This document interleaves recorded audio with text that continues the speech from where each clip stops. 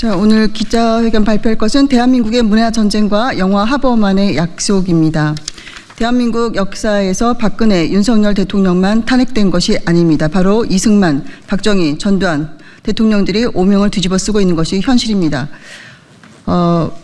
공과 과에서 과만 말하는 정도가 아니라 완전하게 좌파의 프레임에서 벗어나지 못하는 역사전쟁에서 참패하고, 이 역사전쟁은 바로 문화전쟁을 통해 진지를 구축해 왔습니다. 우리가 알지도 못하는 사이에 희희낙낙하며 저들의 드라마, 영화, 소설 등에 젖어 나도 모르게 감정적으로 저들을 지지하고 있었던 것입니다.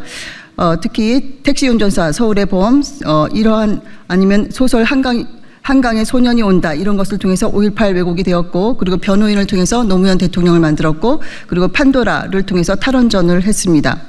우리의 선대 김일성, 김정일의 노력이 폄훼되어서는 안 됩니다라고 말한 자가 있다면 간첩이 아니겠습니까? 바로 전과사범 8개 사건, 12개 혐의 5개 재판의 꼬리표를 가진 중범죄자 이재명을 앞세운 민주당은 국무회의 장관들을 줄탄핵해서 국정을 마비시키고 드디어는 윤석열 대통령까지 탄핵에 이르게 하였습니다. 그리고 지금은 국힘당 해산까지도 외치고 있는 상황입니다. 그래서 이런 우리 대통령을 탄핵함에 있어서 모든 증인과 증언들이 오염된 것을 인용하여 간첩, 살인자에게도 보장되는 인권이 대한민국의 대통령에게는 적용되지 않는 진실을 똑똑히 목도하면서 대한민국의 애국 국민들은 억울함과 피눈물에 흘리며 분신도 하시고 목숨 건 단식 투쟁에 돌입하기도 했었고, 누가 먼저랄 것 없이 광장에 모여 국민저항을 외치고 있습니다.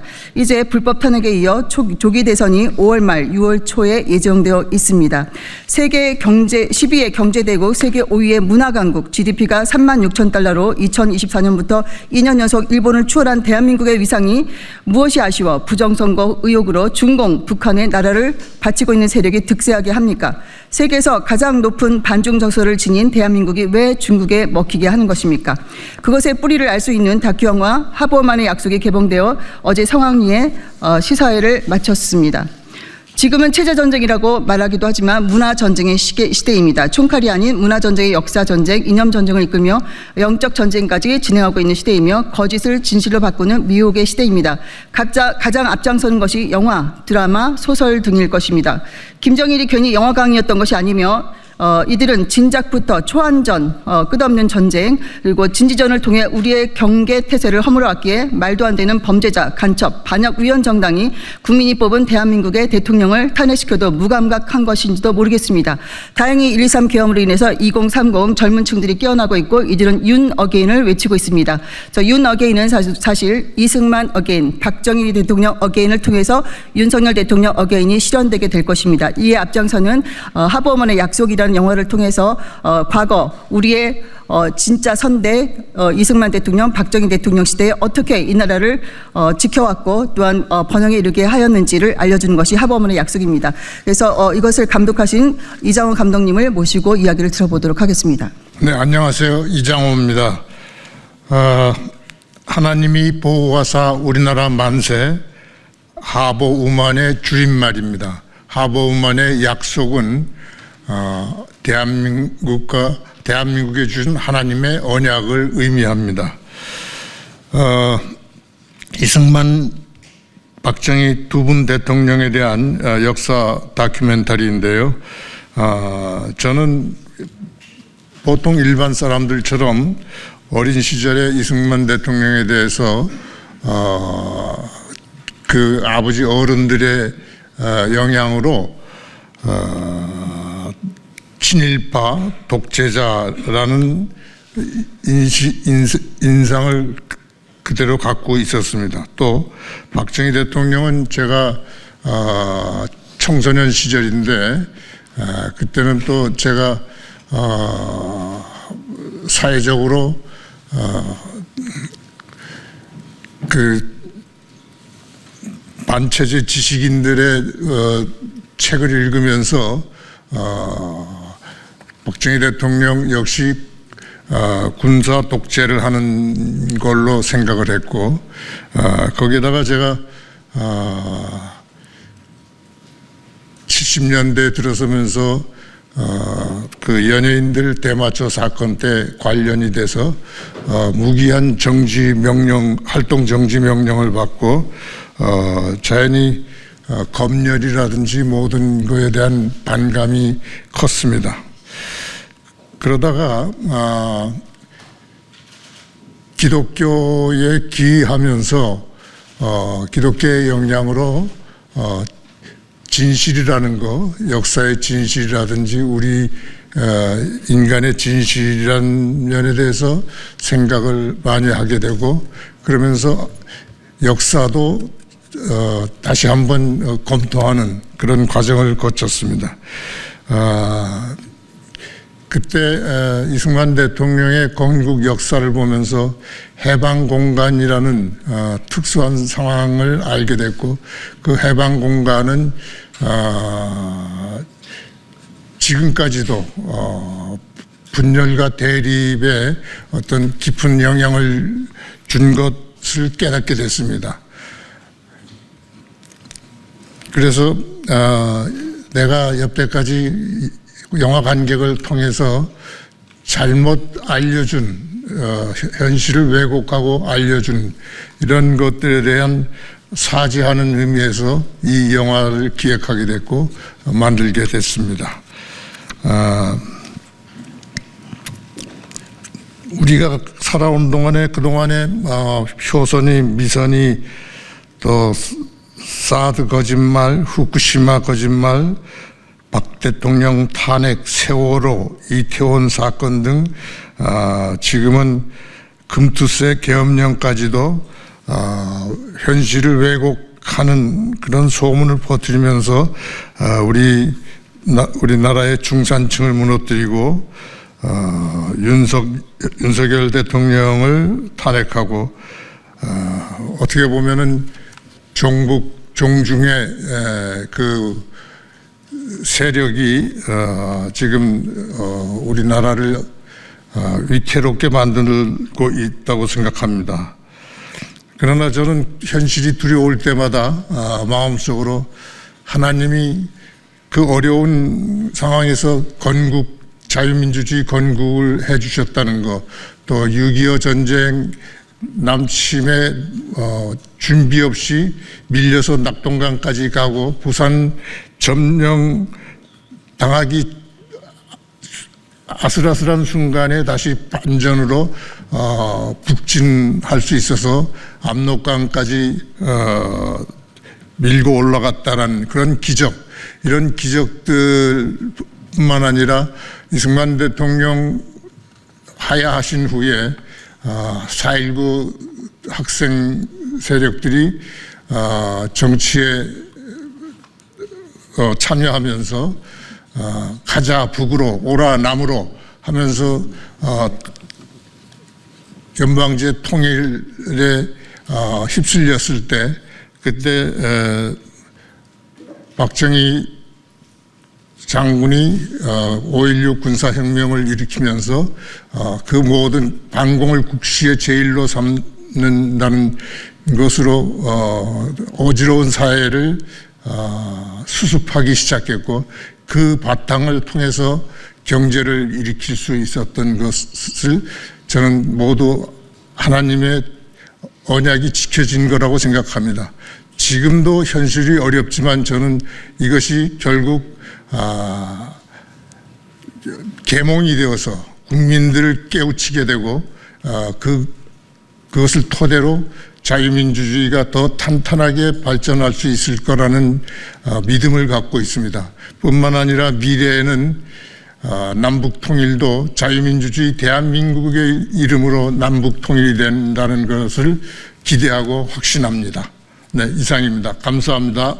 김일주입니다. 산성과 알카리를 구분하는 시험지가 있죠. 리트마스 시험지라고 그럽니다. 우리 보수 애국 우파, 대한민국 우파냐 아니냐, 리트마스 시험지처럼 하는 질문이 있습니다. 그것은 무엇인가? 당신은 이승만과 박정희를 존경하고 그 사람들을 인정합니까? 예스 하면 그건 보수 애국 우파라고 해도 될 것입니다. 이승만과 박정희가 없었으면 대한민국이 없었다는 것은 천하가 다 아는 사실이고 우리 국민들 대부분이 인식하는 내용입니다. 그런데 보수 우파 내에서도 희한하게 이승만과 박정희를 가르려는 그런 움직임이 있었습니다.